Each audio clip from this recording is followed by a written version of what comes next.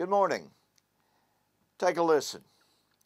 For the Lord himself will descend from heaven with a shout, with the voice of an archangel, and with the trumpet of God, and the dead in Christ will rise first. I don't have to tell you, this verse has been, continues to be used by all futurists to predict a literal event sometime in our future. Morning, everyone. Welcome back. My name is Don K. Preston. I am the president of Preterist Research Institute of Ardmore, Oklahoma, and this is what I call my morning musings.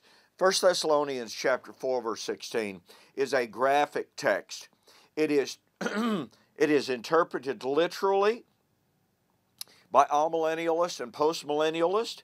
It is interpreted to refer to the rapture by our dispensational friends. And yet, in order to get there, all right, a person has to completely overlook or completely ignore the Old Testament background of Paul's language, and they have to ignore all other New Testament references, for instance, to the coming of the Lord with the sounding of the trumpet. Well, almost everyone says, this sounding of the trumpet, that's a literal trumpet that's going to reverberate through the entirety of physical creation.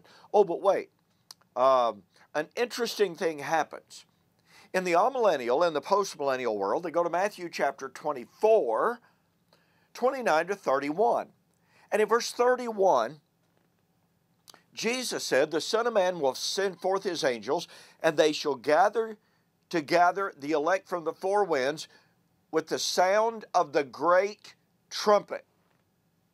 Oh, the amillennialist and the postmillennialist then go to verse 34 and say, see, this was to occur in the first century, in the judgment of Israel, because after all, Jesus was emphatic. "Verily I say unto you, this generation," that's his generation, "will by no means pass away until all of these things are fulfilled." So, my amillennial and postmillennialist friends are adamant. The coming of the Lord, the gathering of the elect, at the sound of the trumpet, was to be in the first century. Those same commentators, however, come to 1 Thessalonians chapter 4. It's the coming of the Lord to gather the elect at the sound of the great trumpet, and we are told they are different events. Oh, Matthew 24 is a, quote, it is metaphoric language. It is prophetic language, not to be taken literally. But 1 Thessalonians chapter 4, now that's literal. Where is the hermeneutic? Folks, this entire issue of the sounding of the trumpet for the gathering of the elect at the day of the Lord is incredibly powerful. It is tremendously helpful in interpreting the entire doctrine of the coming of the Lord. In my book, "We Shall Meet Him in the Air, the Wedding of the King of Kings," I have an extensive discussion, number one, of the Old Testament background, the Old Testament source for the New Testament doctrine of the coming of the Lord at the sounding of the great trumpet. I demonstrate with an examination of every single New Testament text that mentions the coming of the Lord with the sounding of the trumpet. I demonstrate that that had to have been in the first century. Now, in our next segment, I'm going to show you some of that. I've already shown you Matthew 24 and the total inconsistency of the amillennial and the postmillennial world. Well, I'm going to show that to you even more when we go to 1 Corinthians chapter 15 and when we go to Revelation.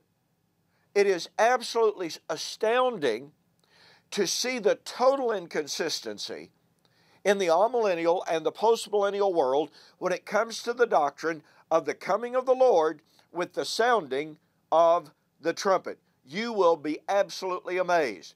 In the meantime, get yourself a copy of my book, We Shall Meet Him in the Air.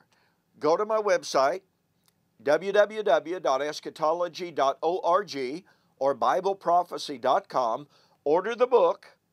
Mention that you saw the offer on YouTube or Facebook, and I'll refund your shipping.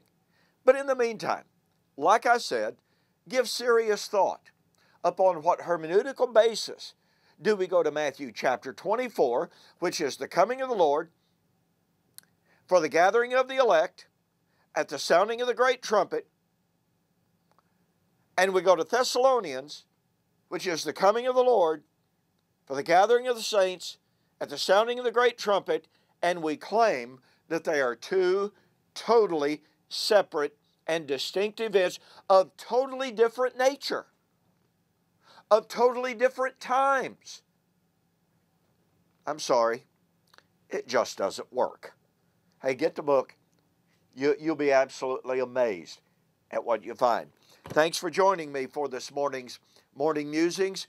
You gotta stay tuned for our discussion of the coming of the Lord at the sounding of the trumpet.